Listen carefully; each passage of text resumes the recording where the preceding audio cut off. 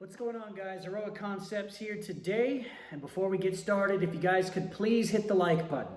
Please help me out, because I guess I really just didn't have, I always knew it helped the YouTube algorithm, but I didn't realize how much it actually helps the video to spread in the news feed of other people and actually recommend not just the video, but the channel itself. So if you guys could just hit the like button, if we could get to at least 200 likes and just push out this content to hopefully reach others and help other people, man, I'd greatly appreciate it. So just please, before you do anything else, before you go any further, hit the like button for me. If you guys have any questions, feel free to leave a comment down below or shoot me a DM at AndyConcept87 on Instagram. That is the best way to reach me. Today's topic, I want to give a special shout out to Emilium. I want to apologize. I know I've been sitting on this one for a little bit, so sorry for that, but here we are. So basically, long story short, I got some notes here. See, bro, you wrote like paragraphs, so I tried to sum it up. Basically, he needed a bone marrow transplant, right? So he had chemotherapy done after the fact. But as a byproduct of all that stuff going on, he was put in this situation where he developed some trauma. You know, he was diagnosed with post-traumatic stress disorder. And, you know, he was just in isolation for a while and started to mess with his mind. You know, he was just the forced vulnerability attached to that, where you're pretty much, your life is in the hands of the doctors and other people, and, you know, you have no control over your life. That, you know, this messed with his head. And basically, he got past all of this, and, you know, he didn't want to have a victimhood sort of mentality about this whole situation, and he didn't want to take, you know, all the help he received from the doctors and his family support and all that. He didn't want to take the second chance at life he had been given for granted. So he's like, well, you know, he started going back to school. You know, he would try to force himself to get out there and kind of learn what it meant to be normal again. You know, just to have a regular social life and do things regular people do every day. But it was more difficult. He realized it was more difficult than he thought it would be, and that, you know, after this whole experience happened to him, he's kind of, the word he used is tethered to this mind state he was in as he was going through this bone marrow transplant scenario, you know, through his life. And he's just having a hard time stepping outside of this broken mind of his, which is actually, you know, causing him to have suicidal thoughts. You know, he's realizing, this is going to take a long time for me to adjust to a normal lifestyle. So how do I, like, you know, so he understands it's going to be hard work and he's willing to do it, but just getting through the grind of that, he's asking for help. How do I do it? Because honestly, he's feeling like, I think just pulling the plug is easier. And I know that's kind of dark, you know, I know where this is going, but I just wanted to cover this topic because while I never had, you know, a bone marrow transplant done before or chemotherapy done, you know, by the grace of God, thank God for that. Not, you know, I haven't had to have gone through that, so man, I apologize for that. That's rough, man. I don't know that struggle. But what I will say is this, just based on my own personal experiences, especially, you know, those of you guys who have been here a while know that I grew up in a household where there was domestic abuse, and as a very, very young child, just, you know, living with constant anxiety and this, you know, fear-based state of mind, you know, never knowing if I was going to be safe, if my mother was going to be safe, you know, because my dad would come home drunk, you know, messed up on coke, just wilding out, you know, hitting on my mom, breaking things in the house, sometimes, you know, taking his anger out on us too. And you just kind of, you know, when you're that young and harmless, and helpless, you just don't know what to do. You live like, you just kind of think to yourself, man, when is this ever going to change? And is there anything I can do about it? And when I can do something about it, like, how long is this going to be happening for? Until I have the strength to fight back or to defend my mother or just to leave if she wants to continue to be in this relationship. And, at that age, in elementary school, thinking these things, like, I understand. It's easier just to die. I know that sounds dark, man, but I'm just keeping it real. I would think those thoughts too.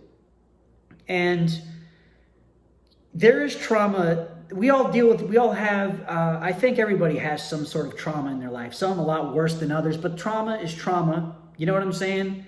Whether that's first world trauma or a third world trauma, which is a whole nother level, but still, it's something that needs to be addressed and it needs to be dealt with, is what I'm getting at. And I'm just going to share what was helpful for me. And, I think there's things you can do on your own. Look, you're trying to get out and live a normal life. And obviously through just, white knuckle discipline, putting yourself out there, forcing your way through it. You know what I'm saying? Just kind of slowly developing a strong will and just dealing with this stuff. You know what I mean? Just forcing yourself out of your mind or just trying not to even think just so you can move forward. That's helpful. You know what I'm saying? Just take an action. Take action. That's what I did. And I think while it's helpful, it's incomplete.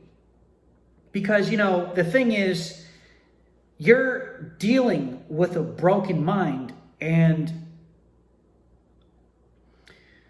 something I didn't quite understand until, I became a born-again Christian. And in my worldview, we are taught that we have our flesh is corrupt, meaning like every part of our body is corrupt. That's why we die. That's why we age. We deteriorate with time. Our minds slow down. Everything we just slowly die. But in the process of all that, everything is still corrupt and flawed in some way, shape, or form. It's like this computer with a virus on it. It still functions, but it's broken in some way. And it's going to require people from the outside to help you know that you have something broken within. Basically, what I'm getting at is I needed community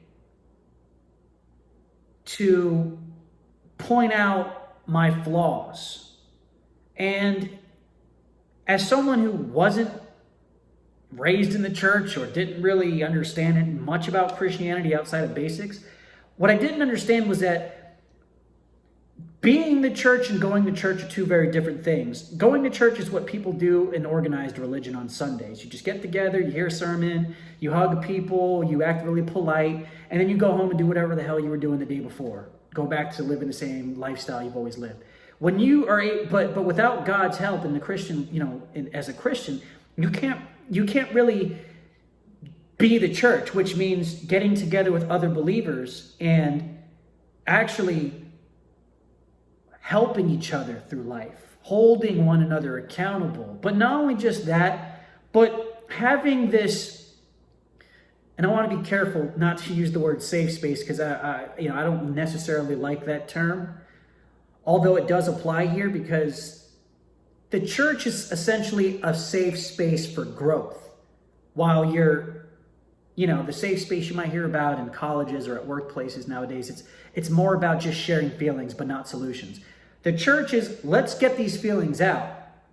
But when the time's right, once the grieving process is over, once you feel comfortable, we develop comfort and intimacy. You know what I'm saying? A level of trust is developed. Now, you trust me enough, or I trust someone else enough to speak into my situation, to help me see my blind spots and kind of develop strategies to sort of address it.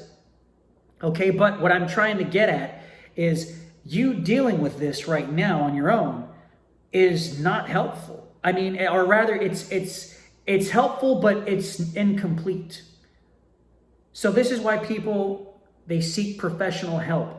And even that, while it's helpful, without the intimacy involved, without having that genuine friendship or community around you to help you through these baby steps back to being in a normal, to function normally.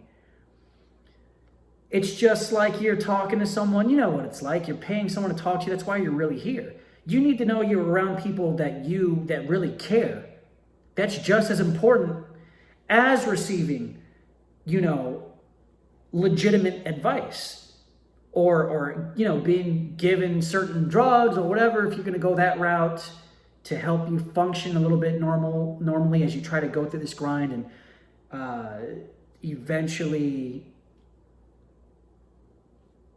overpower this situation you're going through. But I would say you got to be, this is, and again, I struggle to do these videos now because, like I said before, I know a lot of you are like, cool, hey man, that's cool, just say, speak your piece, it's okay if you're a little preachy. I don't want to be preachy, but I'm just keeping it real with you. I just, to find the kind of community I'm talking about, I don't think that organically, well, I don't know why I use that word. I don't think it exists outside of genuine Christians who have been reborn again.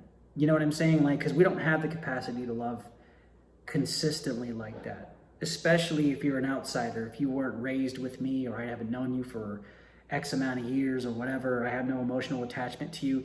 Like in the church, before I like you, I'm called to love you first. So you're gonna be around other people. You're gonna have to be willing to swallow your pride and also be willing to love people that are, they're gonna come across as, some of them are gonna come across as unlovable at first to you, depending on the kind of person you are, before you develop that sort of trust. And the good thing about you is you already are trying to work your way through this through sheer will. You're willing to do the work. It's tough though, so you're going to need help. And obviously a part of receiving help is humility. It's willing to humble yourself to a point where you're willing to try new things. And at first, I don't like the word tolerate, but, you're going to have to be willing to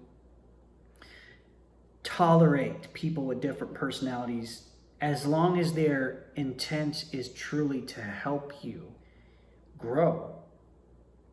Okay? And you can't do that unless you're taking that first step first. So I think you're in the right place for that. Just be aware that your mind is corrupted though, regardless whether you went through this or not.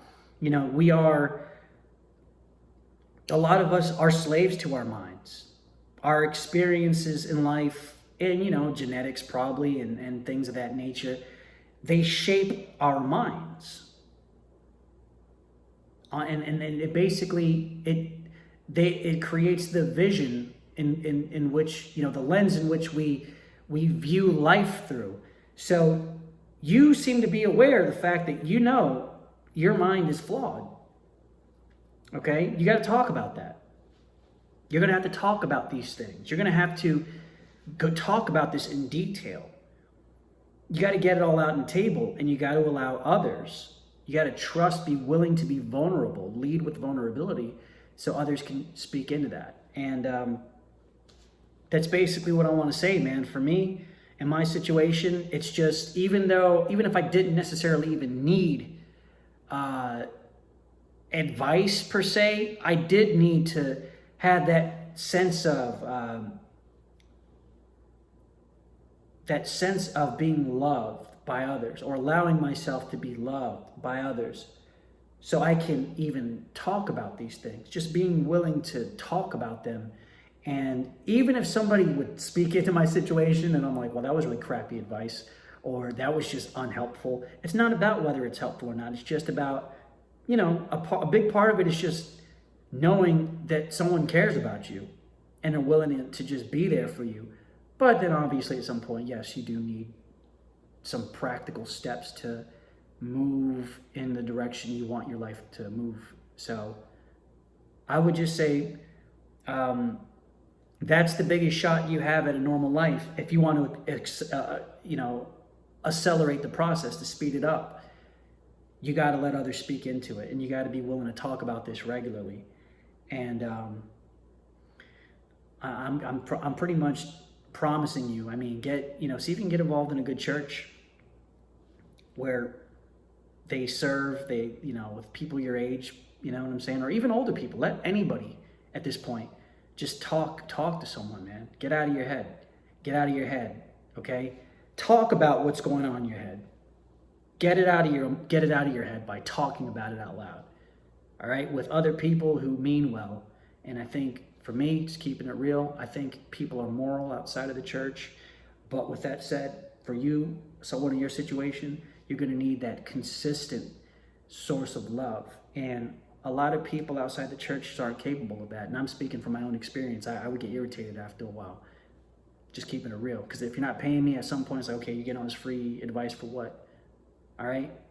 And other people may not say that, but they'll just stop picking up your phone call or responding to text messages or whatever. So you're going to need that supernatural kind of love, right? So reach out, man. All right? Get involved in a community. Step outside of your comfort zone to get that peace of mind that you need. And only God can give you that, by the way. So yeah, I'm going to preach a little bit on that. But anyway, that's it for today's video. If you guys, well, no, I don't have anything else to say. Just, yeah, man, don't forget to hit the like button too, man. I really, please, help to hit the like button. For real. Anyway, that's it. So I love you guys. God bless you. I'll see you in the next one.